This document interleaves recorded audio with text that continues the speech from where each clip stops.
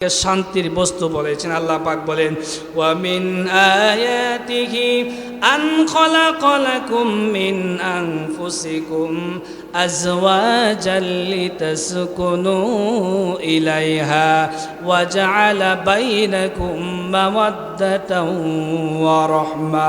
জোরে জোরে বলি আল্লাহু আকবার। আল্লাহ পাক বলেন, আমি আল্লাহর অসংখ্য নিদর্শনের ভিতরে এটি একটি নিদর্শন, তিনি তোমাদের জন্য তোমাদের থেকে স্ত্রীদেরকে সৃষ্টি করেছেন। আল্লাহর কথা কি কোনো বৈপরীত্য আছে নাকি?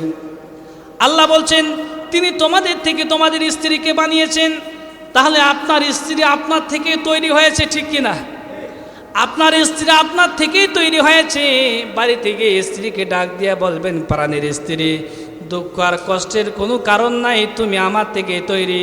কারণ আল্লাহর হাবিব সাল্লাল্লাহু আলাইহি ওয়াসাল্লাম বলেন, প্রতিটি স্ত্রীকে তার স্বামীর পাঁজরের বাম হাড্ডি দ্বারা আল্লাহ পাক দুনিয়ার জমিনে তৈরি করেছে।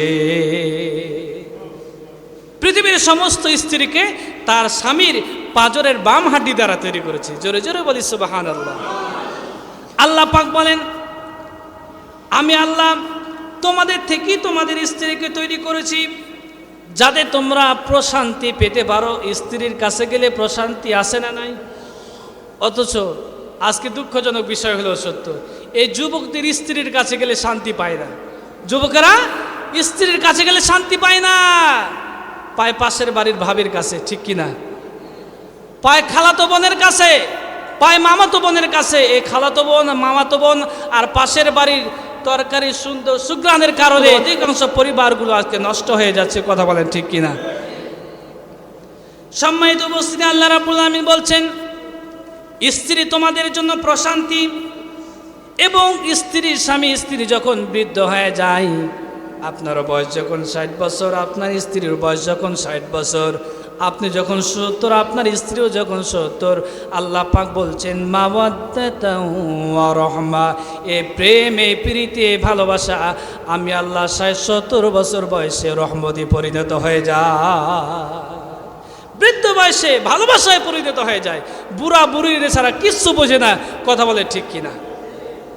আমি এমনও দেখেছি ফেসবুকে, 70 বছরের বৃদ্ধ, তার স্ত্রীও 70 বছর, এরপরও কি ভালোবাসার টানে চুমু দিচ্ছে। কথা বলেন ঠিক কিনা?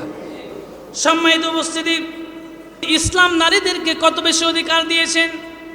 আল্লাহ পাক বলছেন, কুল্লিল মুমিনিনা ইয়াগুদ্দু মিন আবসারিহিম ওয়া ইয়াহফাযু ফুরুজাহুম। সূরা মুমিনের ভিতরে আল্লাহ পাক সর্বপ্রথম পুরুষের পর্দার কথা বলেছেন। আপনি আপনার স্ত্রীর সঙ্গে বিবাহ বন্ধনে আবদ্ধ হবে, বিয়ের পূর্বে আপনার মেডিসিন যেন শেষ হয়ে না যায়। যুবকেরা কথা বলো ঠিক কিনা? যুবকদের ভিতরে কিন্তু প্রবণতা আছে, বিয়ের পূর্বে সব শেষ, এরপর ডাক্তারের কাছে যাওয়া লাগে, ঠিক কিনা? তোমাদের স্ত্রী যেন তোমাদের প্রতি রাগান্বিত না হয়ে যায়। কুল্লিল মুমিনিনা, বিয়ের পূর্বে প্রেম প্রীতি করে সব শেষ করে দিও না। আল্লাহ পাক এখানে নারীদেরকে কত বেশি সম্মান দিয়েছেন। আল্লাহ পাক পুরুষকে কেমন সম্মান দিয়েছেন, নারীকে কেমন সম্মান দিয়েছেন। আল্লাহ বলছেন কুল্লিল মুমিনিনা।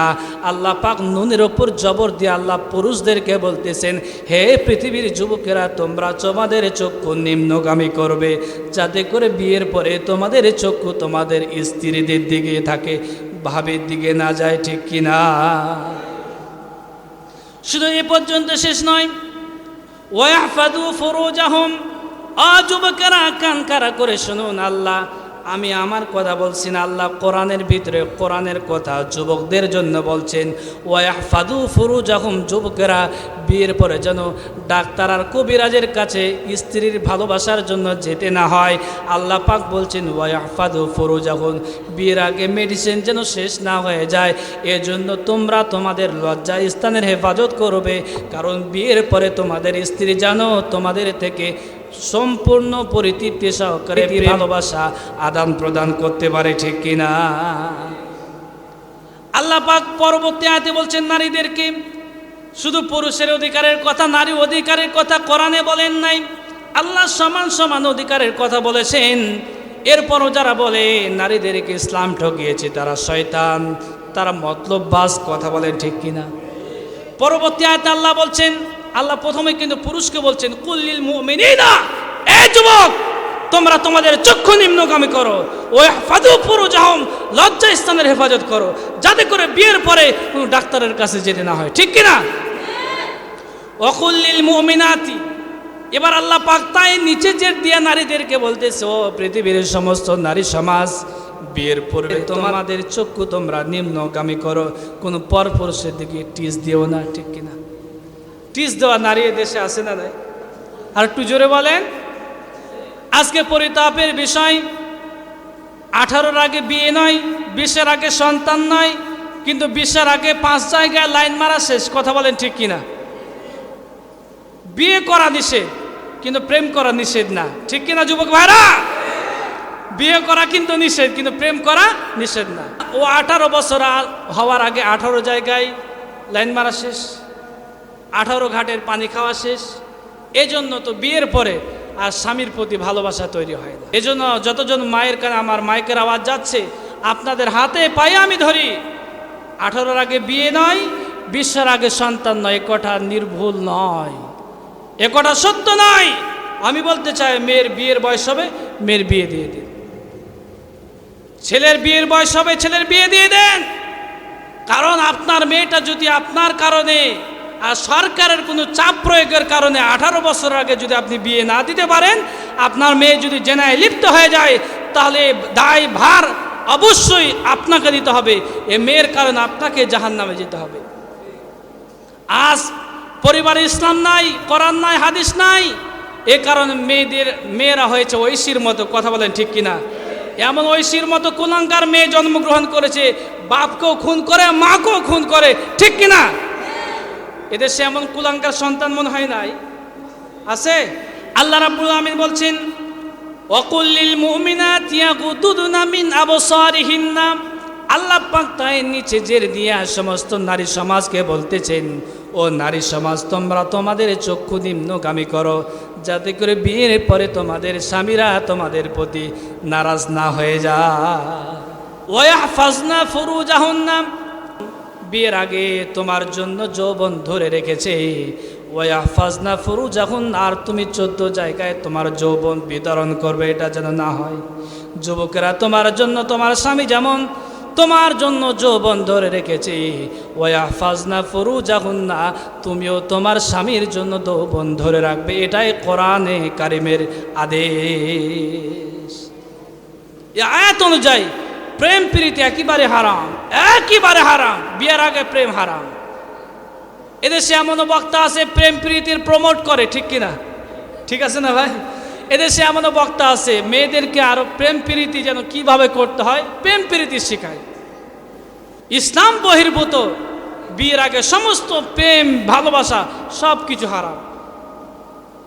যারা বিয়ের আগে প্রেম প্রীতি জায়েজ করেছে, ওরা 14 ফেব্রুয়ারি তৈরি করেছে, ঠিক কিনা?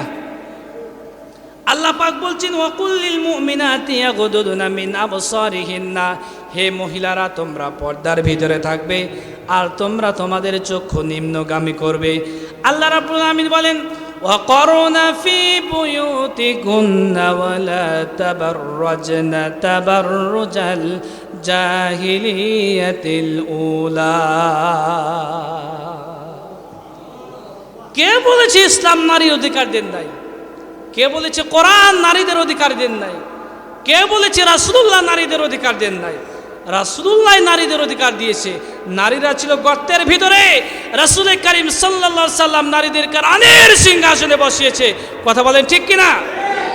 ওয়াকরনা ফি বুয়ুতিকুন্না, হে মেয়েরা তোমরা তোমাদের ঘরের ভিতরে থাকবে, ওয়ালা তাবাররাজনা তাবাররুজাল জাহিলিয়াতিল উলা, জাহিলি সমাজের নারীদের মতো রূপ সৌন্দর্য প্রদর্শন করে তোমরা বাইরে বের হবে না।